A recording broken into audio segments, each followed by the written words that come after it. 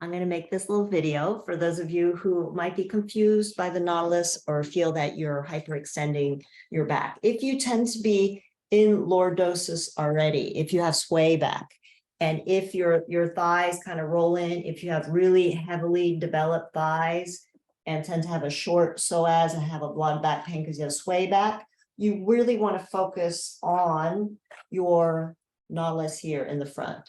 By drawing that back around and in, you'll start to protect your back. So if you do that and it feels like it supports your back, focus on that and don't focus so much on your tailbone going back, but you can focus on your whole sacrum.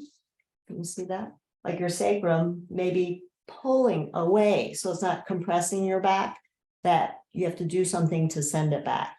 But when you do that, you're not going to send it back by hyperextending your knees. You're going to do it as an internal movement. And as that goes back, you'll feel your chest go forward. If you're feeling that, that's how you want it to happen. And when you're going back here, you want to put more weight in your shin ankles so that it offsets that move, and that move goes up through your spine and opens your chest. That's what we're looking for. Another way you can think about it is, here is your right ilium. This is your pubis, and this is your pubic bone.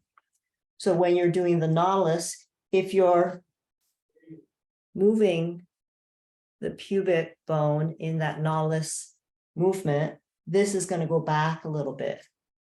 When you do that movement, that's going to relieve pressure here, because instead of this being like that with the weight in your low back, this will be like this, and the weight will be on top of the bone instead of hitting the disc in that direction. So the bones will support the weights.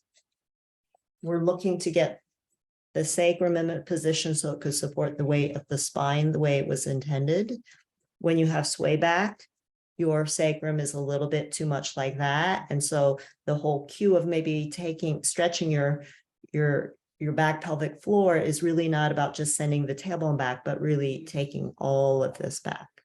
So hopefully that helps clear up something in how you feel the Nautilus work for you, because as you access it, you will see that what you're doing is you're positioning the weight of your body to come down the spine. So it'll feel like your tailbone is being dragged down, because the weight will go down through here instead of these muscles being contracted. The weight will be going down the spine.